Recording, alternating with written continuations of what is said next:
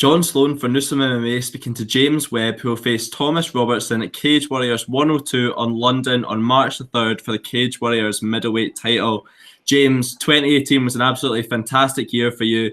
3 back-to-back consecutive wins on Cage Warriors, 3 finishes, 2 by first round, 1 by second round, 2 by rear neck and choke, 1 by knockout. It couldn't really have gone much better for you. I couldn't have, mate. It was a savage year, real good year. I'm looking to continue that going into 2019. March 2nd will be no different. Like, I come to fight and I come to finish. So it will continue. Yeah, well, I mean, you came into 2018 not with an amazing record, 2-1. You hadn't faced necessarily that difficult, that tough opponents. And it seemed like as the level of opposition increased, your kind of skill level increased and your performance has just got better and better. Can you identify anything internally, externally that kind of brought everything together for 2018? I think that sort of just after that, like that fight in March, I'm just in a very good place right now. Like, I'm probably the happiest I've been in my whole life with everything. Like, I'm very complete, and like they say, a happy fight is a dangerous fight, and I've always believed in my skill set, and I've always believed I believe I'm better than I've still been showing. I believe I don't think I've shown anything just yet, I really don't. And, I'm always like, I'm celebrating them fights, but I still go back and I'm like, I didn't do this right. There's still stuff I always pick apart, But yeah, like, I just think, like I said it recently, like, as these promotions keep like bettering me, I keep pushing myself. I keep getting better. The big dog's just walked in now, so. Is this an interview? Yeah, just got one now, so. Chris just walked in. Hi there, mate. How's it going? 11% body fat. 11% body fat. And the rest. All right, have a good one, but yeah, literally, I feel as things were put on me more, I didn't crumble. I accepted the fights, and I just I seem to rise to occasions, So like I said, I don't think I'm anywhere yet. I think as opponents better, they make me better almost. Makes my style come out my, like, you know how it is. Like, when football teams play low-level football teams or whatever it is. I'm not saying I'm fighting anyone low level, but that mindset of, like, it sort of drags you down. I think when you're facing the guys that are at the top, you bring out the best in yourself, and that's exactly what's coming from me at the moment. Well, let's go back to Cage Warriors 99, headlining Cage Warriors 99 card in your hometown. You only got the call, I believe, on Wednesday evening to be told that you were headlining the card after the flyweight title fight between Blaine O'Driscoll and Nathan Grayson fell through. Did that add anything to you? And what was the kind of reaction to that news? Because it does add, like, a significance and intensity to the contest. Yeah, like, I went a bit numb as I found out. Because if I'm honest with you, I didn't even know I was co-main event. Apparently I was co-main. I didn't know that. I literally thought I was just be on the main card. Like, and I was thinking I'll be on the main card somewhere because I'm from Colchester. And then they were like, "Yo, you was co-main anyway. Push the main." And I was like, "What?"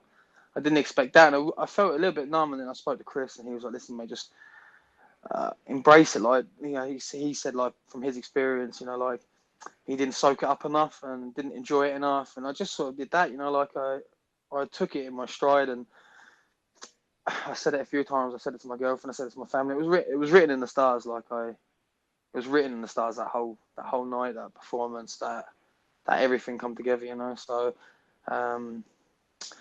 it didn't really add much. I didn't prepare any different on the day. I didn't really feel any different once you sort of walk out, you zone out. So yeah, nothing really felt any different, and I'm excited for London. Like, I'm very excited. Like, I feel like something special is going to happen. I'm very excited, and I've never really felt this way this many weeks out. Like, I know I'm 5 weeks out, but I'm very excited to be there, and I can't wait to be in the main event again. I can't wait for that. So looking forward to it a lot. Yeah, completely. And I know in camps you've split your time between SPG Swords and training back in Colchester. I believe you're in Ireland at this current moment in time. What's kind of the ratio and where you're training for this one? It's just like a Monday to Friday job, really, John. Like, I'm here. Like, I fly out Monday mornings, Tuesday mornings normally, and I fly back Friday evenings. I'm here for the weekend. I'm not slacking. I don't go home and rest, mate. I have like fucking high level guys where I'm home. You know, like very high level guys. I've got a Team GB boxer that's helping my game for when I'm here, and I've got some savage guys here, savage guys that are coming through the ranks. You know, like really good training partners here. And also for the jiu-jitsu, I've got like a guy that's a savage as well. You know, like we meet up and train, and there's nothing easy. I'm always seeking out the best guys like in their sports, you know, and that's what I'm getting. Like, and I come here, and it's not easy at all. You know, like the guys here, this team's producing absolute savages, you know, and we just finished some rounds now, and they're tough, man. The rounds are really tough here, like really tough. And I've got a bit of a bullseye on my back now because I'm the one, like, at the moment trying to like lead the way for these guys. I suppose, like Chris says it, you know, like I'm like paving the way for them, like he paved the way for me. I'm sort of paving the way for these to follow. So they're all trying to kill me. Yeah, completely. Completely. Well, when we spoke in the lead up to the Jason Radcliffe fight, you told me that don't be mistaken by the typical striker versus grappler narrative that was being painted for that fight, because you said that you had so much more in the tank than that. Yeah. Did it give even you confidence in your striking, you know, going out and finishing a guy inside 2 minutes that's known particularly for being a power puncher? Or did you know it was always there? I know it's there, and like Chris tells me it's there, and we know the power's there, and we know the hands. I have good hands. If I have to like trade, I have good hands. I don't really, you know, I'm not like throwing sloppy shots. You never see that. I throw good shots, like clean shots, and it's only getting better at the moment with the guys that I'm with, and it wasn't a surprise. Like I think I'm just getting to showcase some different sides of my game, and I think I will continue to do so. You know, like I never look at these fights as like grappler versus this striker. Like I think that's how people portray it, and it's the excitement. But I can fight anywhere. And you know, the way the stoppage came about, that was quite unusual, because you hit him with a beautifully timed left hook, and the way he kind of went down, the delayed reaction, it almost looked like it was a body shot. You know, you moved back, you know, you moved out of distance, and then he just kind of deteriorated slowly. Yeah, he did. Yeah, I wasn't sure. Like, you know, like I'm just in there to do a job and finish the fight. He wrote a post after, and full respect to him for that. He was like saying that he got caught, and you know, he'll be back, and like I have a lot of respect for that. There was no excuses from him after. You know, like he I think he realised and saw what happened. Like we're both in there, did the same thing. If it was me, he'd have done the same thing. You're just both in there. When someone goes down, you follow in and just keep punching. So that's the job you're there to do, you know. And yeah, it was a shock, and it wasn't a shock, you know. Like I hit him with the right just before, hit him quite clean. And I remember thinking to myself, that hurt. It come fast. I remember sort of backtracking and boom, straight right. And then I just thought, everyone's expecting a level change, and I just thought, I'm gonna just swing it, and just went for the left hook and stepped off again, and you know, then it went down, you know. So again, it was written in the stars, you know. K-Boys 99, Colchester, hometown hero. And it was the most emotional we'd ever seen you before, because when we'd previously seen you win on Cage Warriors, we saw you all fired up, you know, going crazy. And in that one, you know, you kind of laid back. It was clear the emotions got to you. What was that like? I mean, is that kind of credit to this state of composure and zen that we now see you in? Maybe. You know what, there's so much that goes on behind closed doors, John. Like, every MMA fighter will tell you the same thing, you know, but there's so much that goes on just getting to the fight, you know, and like there's so much that you put into it, you know, and then that was just before. It makes me feel a bit overwhelmed now thinking about it, but I put so much into my training, you know. Like I moved my whole life. I done everything to better my fight career, and you get those wins, and they flood you with emotion, you know. They really flood you with emotion, and you can't really help it, you know. Like I just was like, it was like something just like come completely off my shoulders, like a weight off my shoulders. Like the year's done, you know. Like the year was done. It was a relief. Like I can go back, and you go back to the drawing board and improve, but I can now relax a little bit. I can focus on things like I need to focus on, where I haven't. That whole year I couldn't really focus on anything in particular because I was always in a fight camp. I went home and I got to reset, charge the battery, stay at home. I spent time with my girlfriend. It was amazing. And then New Year, crack on again, and probably come next Christmas I'll cry again. In that post-fight interview with Josh Palmer, you said that the title shot was what was clearly on your mind. Would you have accepted anything other than that? Yeah, 100%. Like I said, my words were, I will take what I'm given, but I want the title. Yeah, I'll be a world champion. I wouldn't turn down fighting anyone. I wouldn't push for anything. I'm one of those guys, I just turn up and fight, and whatever's there, I'll fight. I'm not too concerned of hate calling people out. I'm not about that. I just want to go there and fight wherever,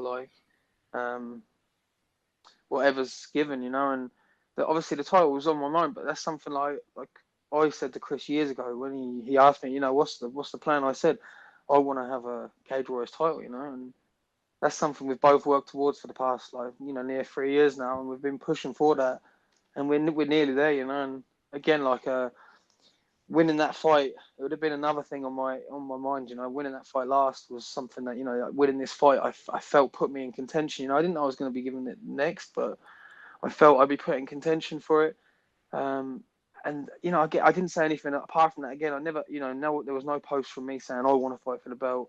I don't believe in I think you get what you deserve. I don't believe in asking for it. And then I got a call from Chris on New Year's Eve, and he just said, "Look, you're fighting for the title. Let's get it going." So I was ecstatic, I couldn't believe it. It's something again there's all that bullshit, dreams to reality. This is a dream to reality, but apart from I put a fucking lot of work in for it, Yeah, a lot of hard work. So completely. Yeah, I deserve it, and I can't wait to get it. And I'm telling you, I will get that belt. There's no doubt I will get that belt. I will have that belt, 100%. It wasn't a surprise to any of the fans, media, fighters that you were the one to get that title shot in middleweight, but it was somewhat a surprise that you were fighting Thomas Robertsen for a vacant title because, we thought we had a middleweight champion and you and Spellstein. Yeah. Have you been given any insight as to why he's no longer the champion? Actually, do you know what? I don't actually know. I actually thought the fight was against him. So I didn't know that. Chris didn't tell me that. He just said, you're fighting for the title. And I thought for 2 weeks I was fighting him. And then he's like, yeah, come over. We'll discuss your opponent. We'll watch him. And I can't remember what he said. He said something. He goes, and I said, what do you mean? I said something like, I'm fighting Jonas. And he was like, nah, mate, nah. And I was like, what do you mean? And he's like, I haven't told you who you're fighting. He didn't tell me. To be fair, between me and him, he gets given opponents, and he just pretty much I can't think of a time where we've turned down an opponent. He just gets given a name. We say, yeah, that's it, and I think that'd have been the same. He took the fight. He's just like, you're fighting. He took the fight for me, which I'm very happy to do. I trust his guidance completely, So. Yeah, that's again another weight off my shoulders. But yeah, I think Thomas is good. He's coming from welterweight. I think he's fought his last two at middleweight, but he's good. He's a solid opponent, and it's just another test. It's a test. Stylistically, do you see similarities in your styles? Because he's a guy who he kind of comes out the same as you in terms of the striking. He's got power early, like you showed in your last contest you have, and he's also no stranger to the rear neck and choke finishes too. Do you see those similarities? He thrives in the same positions that you do, let's say. Yeah, I'm better. Nah. If I get someone's back, that's it. It's done. Yeah. I'm done. Yeah. And I'm very confident in that. I'm very confident in my ability to not to give my back up as well, Again, it's a fight. It happens when you put strikes together. Things happen, but go over all my fights. The worst position I've ever been put in is half guard. No one's took my back. No one's mounted me. I have full confidence in my fighting style. You believe you're better everywhere. Well, I have to believe. If I said no, then what's the point of fighting? But yeah, I do. Again, he's a very, very good opponent. He's solid. He's been around a long time. And do you know what I like about him as well? He's fairly humble. he's not going to talk shit, and it's going to be like just a good fight. I think it's going to be a good fight. Like two guys that like there's going to be respect shown, and we're just going to go and have a fight. But like I believe my skill sets superior. I believe I train with better guys. I believe I'm fitter. I believe I'm stronger. I think my hands are faster, and I think I have a lot more power in them. And I just think my grappling game is, again, I think I'm the best middleweight in Europe when it comes down to that. I don't think anyone's going to be submitting me or getting close to. I assume that when you initially thought you were fighting Jonas Belstein, you did a bit of research on him just in your own time. Do you now think that you have a tougher test for the title in Thomas Robertsen? Do you know what? I don't know. I would never. I didn't even think of it like that. I wouldn't even judge a fight like that. To be honest with you, I don't do too much research into the opponent. I'm just going to go and do me. That is literally it. I'm going to go do me, and I can't stop what he does. Do you know what I mean? There's no magic button. Like, I'm just going to go out there and do me. What I do all the time, and he'll do him. That's it. We'll just both go out there, do our thing, and that's what makes it exciting. Yeah, definitely. But no, like I don't believe in any of that. Like you turn up on the day. Occasions like bring out the best in people, and either way, it's a fight. It's tough. There's a chance in 3 seconds you're knocked out. Like you have to accept that. But there's no like I don't, especially at this level now. You're looking at a level where like you're fighting very good fighters. Like I don't believe there's anyone's better than anyone. I think it's just the consistency whether they turn up or not. And fortunately for me, I shoot up 3 times last year and finished fights, and the only thing that's changed is day by day I get better. Nothing else has changed in my life. Nothing since like last March, April, May. Them areas of my life have been solid. I train. I don't stop training, and like I said, happy. I'm in a very good spot. I'm surrounded by the people that I think I'll be surrounded by for the rest of my fight career, and it's only getting better. On March 2nd, I will show that again. I wasn't in attendance in Cage Warriors 99, but I heard from some of the media that were there that the atmosphere when you walked out was electric and, comparable to the likes of Jack Shore, just on a smaller scale because of the size of the arena. Yeah. Colchester's obviously quite close to London. Do you feel like you're fighting almost as a hometown hero as well? Obviously, you'll have a lot of travelling fans. Yeah, I've sold a lot of tickets already.